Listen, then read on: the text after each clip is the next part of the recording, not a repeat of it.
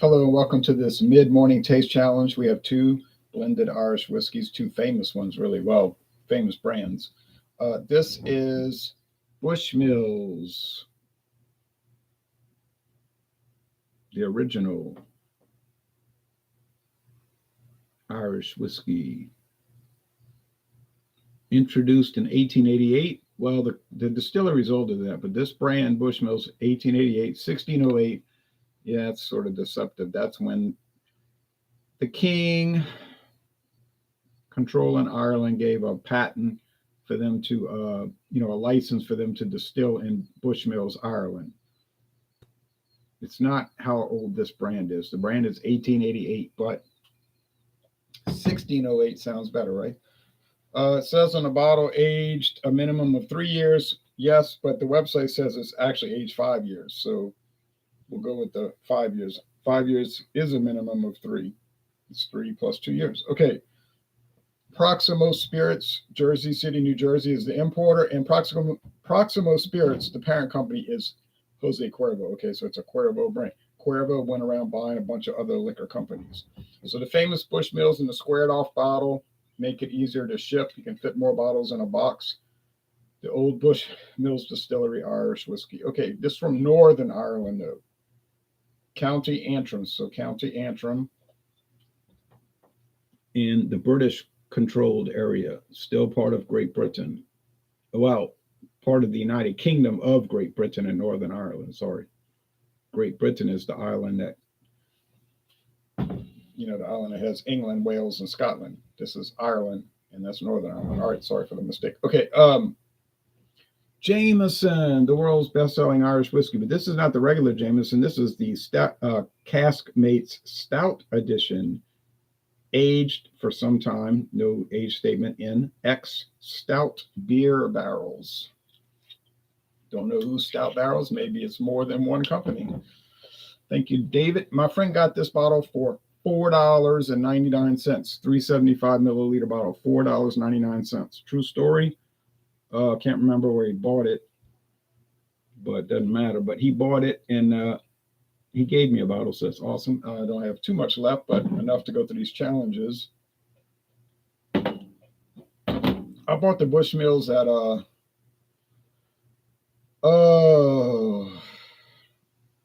I don't know, one of these local stores. It was like $20. Yeah, something like $20. Pour just a splash in there. Hopefully a splash will be enough. And pour a splash in here.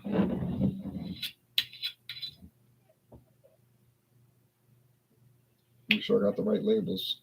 Yeah, that would be a fiasco. All right, the famous Bushmills.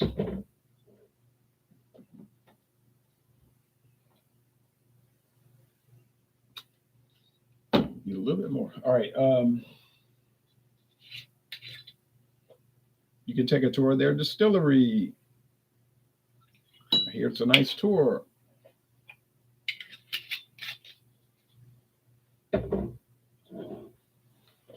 So, we got two parts of Ireland going head to head.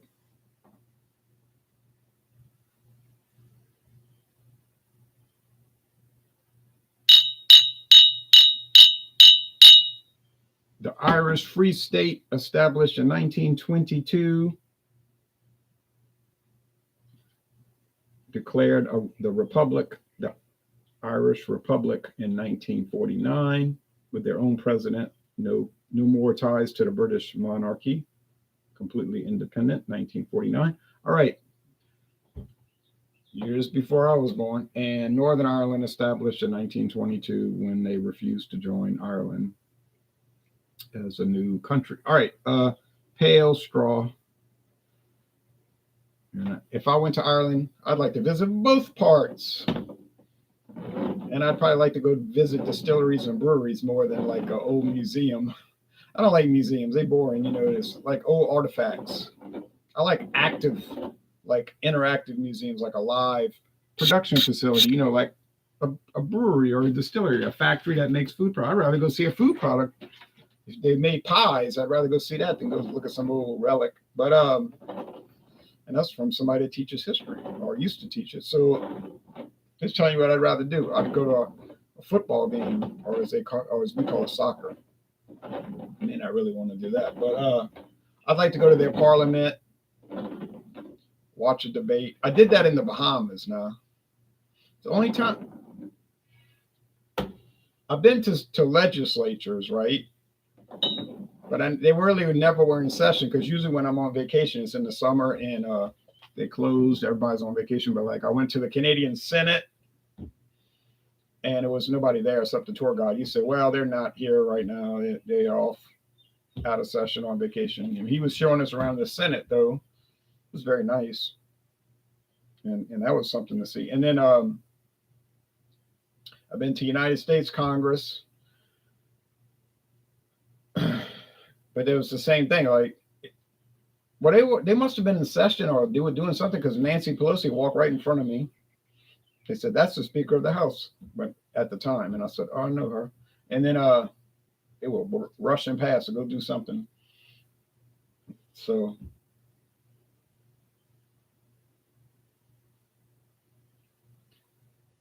I went to many legislatures. You see, I've probably been to most state capitals, and looked in there. They all kind of look the same. Went to Alaska this summer. Went to the Senate and the House of Representatives, but it was empty. Just me in there looking around. Some other, maybe one or two other people taking photos, but they were out of session. But when I went to the Bahamas in the summer, one time, 2001, before September, but I was in the Bahamas, the Commonwealth of the Bahamas, and they had the Senate over there, and then the House of Representatives, and the guy said, "You could go in there." The guard, the uniform officer, he said, "But you got to have long pants on, slacks. You can't have shorts." I said, "Oh." So I went back to the hotel, which is like only a block away, 2 blocks, and then I put on I happened to have some long pants, so they went in. They said, "You can come in," and went and sat down, watched them debate. Just like in England, the Parliament, they got benches on one side for the opposition, and benches for the controlling party on the other. They got a speaker with a wig, in a robe with that mallet, and picture of Queen Elizabeth in the back on the wall, and they were arguing over water pipes, saying they were going to install these water pipes or something, and the opposition was, of course, saying, "This is all crooked. You're connected to this company, and you're all a bunch of crooks." And they were saying, "Oh, really?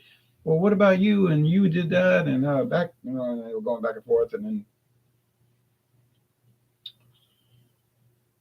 so I was just sitting up there watching it. And then I got tired of looking at that. So I said, "Well, let me go over there." And they said, "The Supreme Court is across the hall." So it was like, literally, it wasn't a separate building. So I went to the Supreme Court. But in the Bahamas, the Supreme Court is really just like a district court, like in Louisiana, a state district court. They were having a murder trial, which I've never been to a murder trial, so that was something to see. But their Supreme Court is actually in London at the Privy Council, the King's Privy Council, where they have these House of Lords judges. So the Supreme Court of the Bahamas is actually in England. But they call the Supreme Court, like I say, is like a district court. It's still interesting to see it. And that's what I would do if I went to Ireland. I'll go to the Parliament and see a debate. I'd rather do that than go kiss a Blarney Stone, which I have no interest in all that tourist stuff. Okay. Here we go.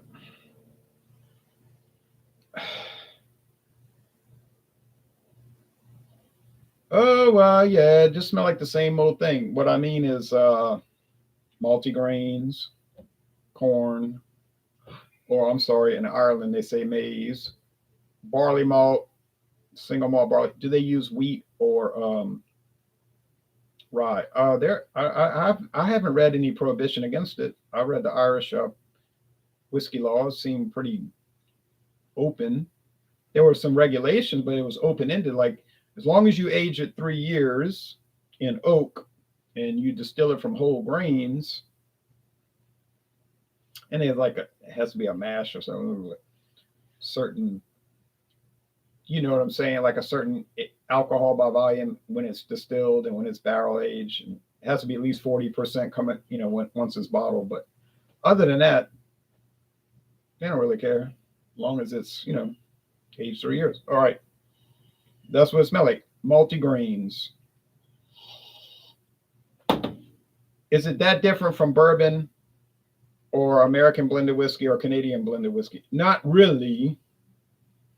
Not really. I mean, it is, because American whiskey is be aged usually in the charred oak. Not always. Usually. I say usually. I didn't say always.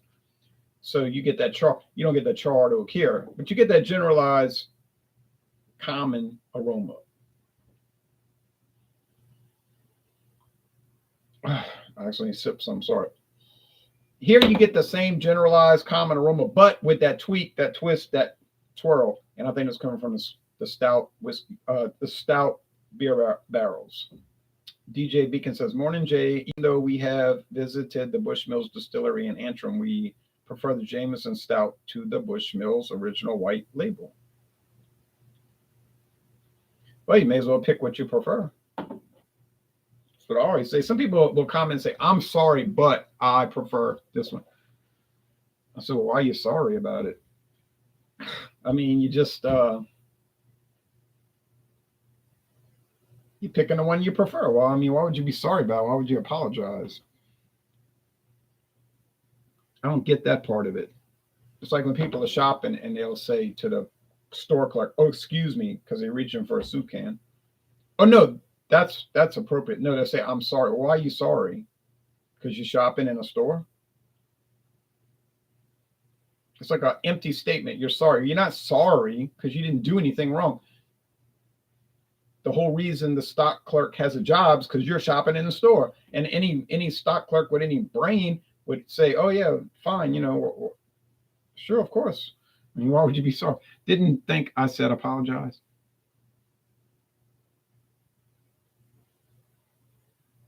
Oh yeah, you didn't say that. I'm so used to people saying that. Oh, I'm sorry, DJ.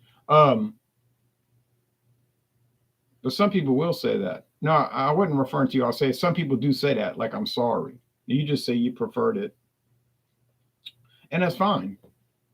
No, it's just referencing other people who will apologize for a preference. Like,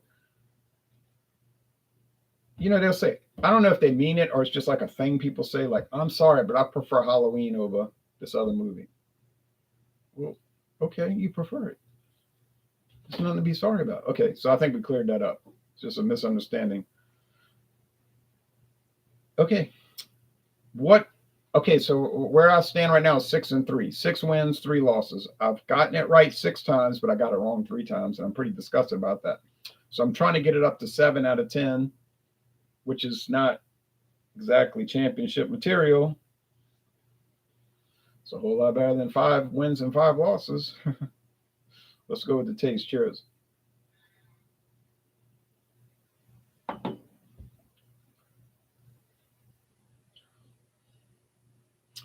Okay. Common, yes. But, and the buts are always the important part. I think that sherry barrel is coming out a little bit. Like they age in an ex-bourbon and ex-sherry. There's something about that little sherry. You know, sherry, if you never had sherry, I would say you need to go buy some. Oh, you could buy some cheap sherry, like just buy Taylor. It's New York sherry. It's not exactly the real sherry from Spain, but you'll get the idea of what it's supposed to taste like. And it's going to be very different from normal wine. It's a much different type of wine. And you're going to see that influence here, or I think you would see it here. But if you never had sherry, it might confuse you. So I would say get sherry wine and try it. All right. If you really want to get something nice to start with, you might want to shell out $15-17 and get the Harvey's Bristol Cream from Spain. Now that'd be a good starting point for sherry to get the idea here. And I'm sure, well, I can't be sure, but I'm pretty sure they're using Spanish sherry barrels. I don't think they're using sherry from a Taylor wine in New York State. But who knows? All right.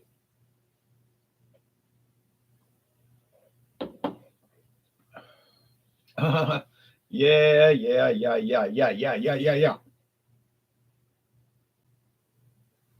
Let me say this to you.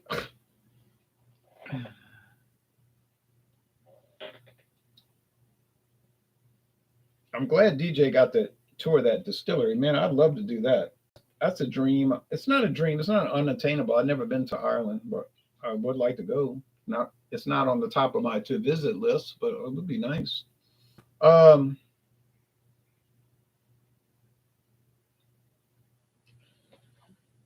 this seemed like it has that little twist to it, that little twang, twirl from the ex stout barrels. Now, I don't think that the ex sherry and ex bourbon or ex stout makes a like an incredible difference on the products, but I think it makes enough of a difference where I can tell them apart and kind of decide which I would rather have. Now, considering that the Jameson is $32.99 and the Bushmills like $24.99, I think I'd rather save the $8 and get the Bushmills. I mean, I would just rather save the $8 and get the Bushmills. But I mean, I had never tried either one, so of course, you're going to buy what you never tried.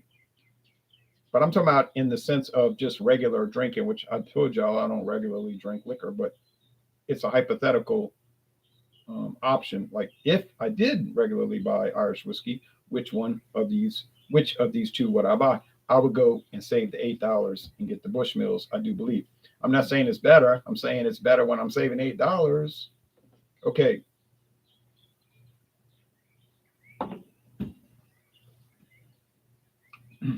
But is there something to be said for that Jameson Caskmates Stout Edition? Quite a bit to be said. Has an interesting little sort of chocolatey character, if you want to say that, from the stout. Coffee chocolate. Oh, it's minor, but it exists. It's there. It's present. I love both. I'm not going to sit here and pretend like I'm not totally into it. I love both. Like if people ask me, do you love? No. If someone asks me, do you like Bushmills or like Jameson? I say no. I don't like them. You don't like them? I say no. I love them. I think they're awesome. I don't just like them. I think they're that great. It's above like. It's love. That's how well made they are, in my opinion.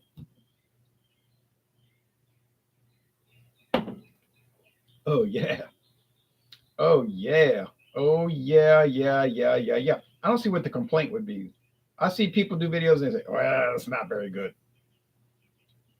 and then, but then they'll say why. So I'll be like tasting it, saying, "I don't see that. That does not taste like motor oil." I never tasted motor oil, but I don't know what they're talking. What are you talking about? It seems bizarre. These descriptors. If they would just say something like, "Well, it's kind of regular," I wouldn't take issue with that. They are regular. They're mass produced uh, specialty variants of mass produced. Well, not the obviously not the original Bushmills, but then you get the Black Bush and the Red Bush and all the other specialties. Yes. Is Bushmills real popular in Louisiana? I wouldn't say so. You see it around, but I don't see a lot of people buying it. Maybe in New Jersey it's popular or Connecticut or something, but Louisiana, nah. What Irish whiskey is popular in Louisiana? Well, Jameson. That's it. Jameson. Jameson and Jameson, and also people like Jameson. And every once in a while they'll buy Jameson. Proper 12, yeah, it's kind of in play. Very minimal. I I bet if you could find the stat, you'd never find the figures. But if you could find the sales numbers for Louisiana, I bet you Jameson is 90%. It's probably higher than that. I say 90% of the Irish whiskey sales in Louisiana is Jameson. That's a guess from what I see everywhere. I see Jameson, Jameson, James. Do I see other brands? Oh, sure. I just said I see other brands. I don't see them prominently though. I mean, you go to these convenience stores, other liquor stores. They always have at least one of them will have a Jameson promo going. They'll have a Jameson promo going. At least one of them every month. I'm not saying all of them, but at least one of them is going to have a Jameson promo. Yes. So, of course, we get many other Irish whiskeys. They trickle off the shelf, and I mean trickle. Like there's not a whole lot of movement. I can get Michael Collins at international market. How many bottles do they sell of that a year? If it's 12, I'll be shocked. Jameson, they're probably selling 12 a week. Probably more than that. I'm being conservative. That's just and hey, I'm not into the industry. I just do the reviews. So I'm just thinking that's how big it is. It's like whiskey. Jack Daniels is hot, hot, hot, hot, hot. Jim Beam, hot, hot, hot, hot, hot. Crown Royal, hot, hot, hot, hot, hot. You say, oh, but I like this one. I know you do, but that's not the popular one. Okay.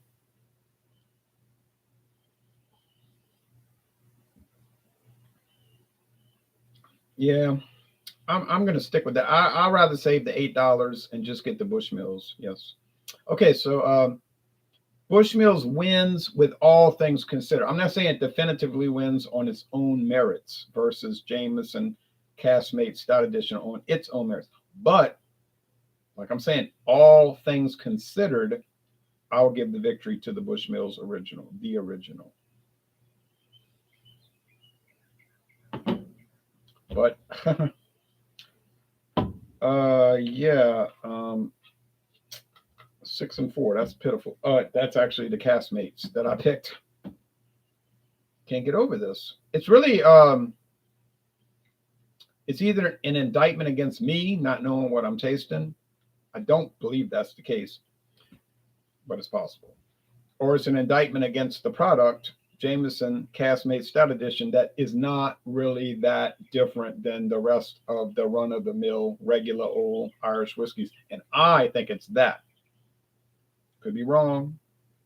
If you do a 10, 20 whiskey taste challenge series, I'll watch. I won't watch all in one day, but I'll watch. I don't know. I can't get over it out. It's got me really concerned. Of course, being confused and not guessing it correctly bolsters my argument of why would I pay $8 more? And the answer is I would not. I would just get the Bushmills. But I'm kind of stunned. Man, I just can't get over it. It's got me irritated to no end. Well, oh boy, 6 and 4. I got 2 left.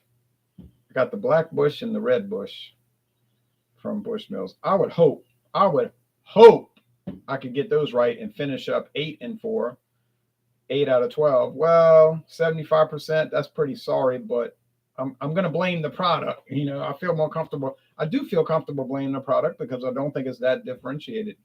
But yeah, sorry, y'all. I mean, I'd like to just say, 12 out of 12 times. It's that different. It's so unique. It is just a standalone thing, but it's not working out. All right. Well, we'll see what happens on the last 3, but it's the way it goes, I guess. Y'all take care now.